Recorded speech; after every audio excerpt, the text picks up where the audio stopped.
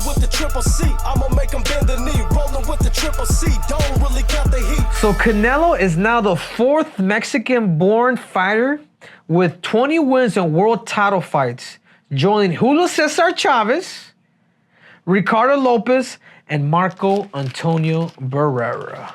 Guys, this video here is brought to you by the one and only, that's right, Jimmy Bars. Whether you guys like cookies and cream or you guys love citrus burst, guys, they have it all. So you guys make sure to go to the local Walmart near you and get your damn Jimmy on.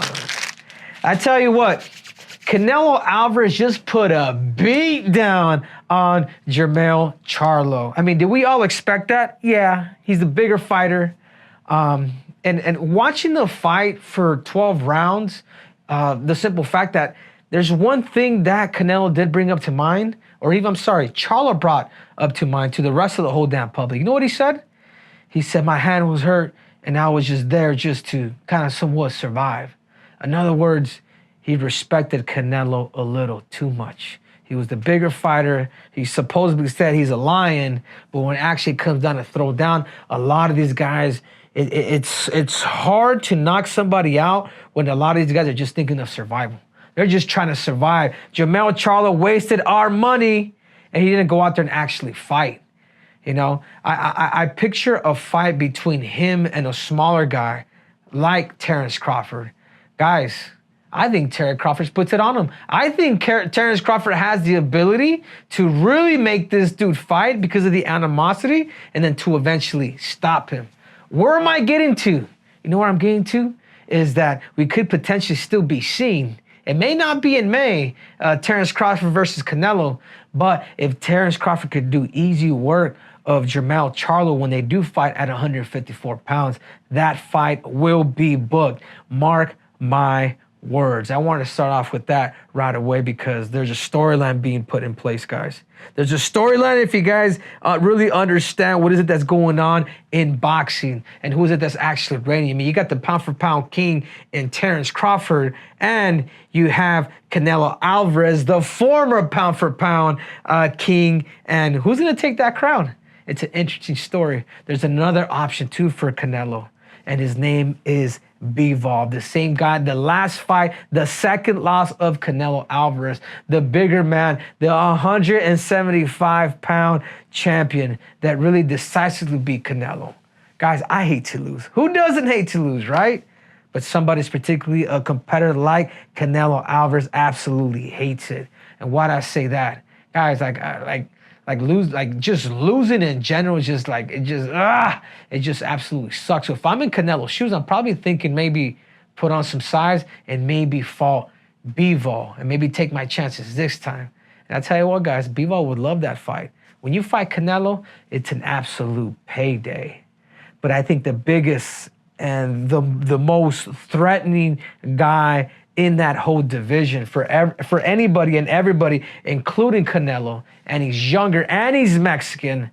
I'm talking about the Mexican monster, David Benavidez. I mean, this guy has hand speed that you wouldn't believe. This guy loves to fight. This guy has a crazier reach than a guy like Canelo. He's taller, he's longer, he's come from the amateur experience. I personally know him firsthand, but what he's been able to do to a lot of the 168-pounders, I mean, guys, he gets past through Demetrius Andrade at 168 pounds. Their fight was just scheduled in November.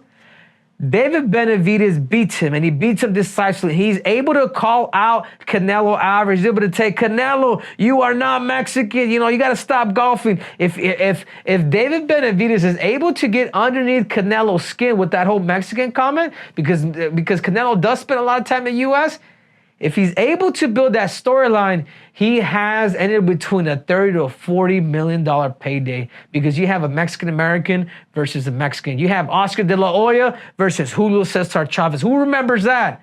That's going back to 1997, 1996 all over again, with both these guys that are actually in their prime. You know, the fight that really intrigues me out of all these fights, his name is David Benavidez. My question is, though, for David Benavidez, and I've actually personally had called him and told him, hey, you need to pick a fight with Canelo Alvarez, bro. Like, you need to pick a fight. If you're able to pick a fight and literally disrespect them, get them to call back at you. Your dad's doing it. But if you're able to do it, Dave Benavidez, there's a 30 to $40 million payday for you that'll change not only your life, but everybody else's life in your family. And that's just period. I mean, you can retire for the rest of your life. That's all you need. You need one fight with Canelo Alvarez. And not only do I believe this fight will make you rich, but I believe you can beat him. I really do, man. You go to the body, your youth, your speed, your size. I mean, you have it all. Your defense. Especially watching Canelo this weekend, he is short, and actually as a short fighter, he's good when it comes up to taking the hooks, running the hooks up to the body, and then coming up top. Man, David, you have that handsome. I do believe your biggest strength is your threshold and your hand speed. I mean, you're able to catch people with two hooks at the same time. Like, you remind me a lot of Roy Jones, you know, with that Mexican threshold, which makes you extremely dangerous. But there's a lot of up for grabs for Canelo Alvarez, and I feel like in Canelo Alvarez now, like, he cannot just be picking and choosing. Who is it that he wants? He wants John Ryder. He wants guys that are that you know what I mean? If you say you want to give the people what they want, you know who they want? Canelo Alvarez. They want the Mexican monster, David Benavidez. What you got for me, Matthew? So there's been a surge recently with super fights in boxing. You got Terrance Crawford, Errol Spence, Garcia versus Tank Davis. Do you think all these fights going on, it'll help kind of pressure Canelo into fighting Benavidez? Yeah, 100%. With all these super fights coming about, and kudos. And again, I go back and I thank Jake Paul. I go back and I thank all these damn YouTubers that are bringing attention to the sport of boxing, because now it's forcing the best fight to literally fight the best, and it's and it kind of started with Terrance Crawford and Errol Spence, but really it started with Garcia versus Tank Davis. Because if not, guys, we're going to have another Manny Pacquiao, Floyd Mayweather, when they're freaking both old, and then one guy gets knocked out and then the other guy takes advantage.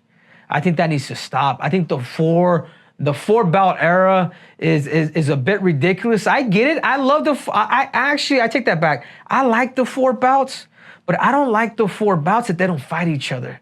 I think as soon as you get a WBO, he should fight the WBC, and the IBF needs to fight, the Ring Magazine champ. Like, it's ridiculous. But if that stuff doesn't happen, then it's just like this is the reason why the UFC continues to be that new trend, is going to continue to keep being it, because we may not get the pay as boxers, but what we do get is we get the visibility. And we get these guys, these devoted fans that are going to be with the sport forever. And I feel like if there's one thing that boxing really needs, and it's been doing it now, it's been putting on great performances. There's so much in boxing, and there's so much for Canelo Alvarez. What is it that he's going to do?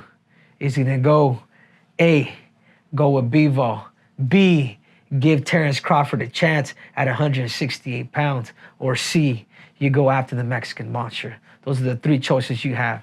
And in my opinion, I think the biggest fight for May 5th for Cinco de Mayo, it is against the Mexican monster.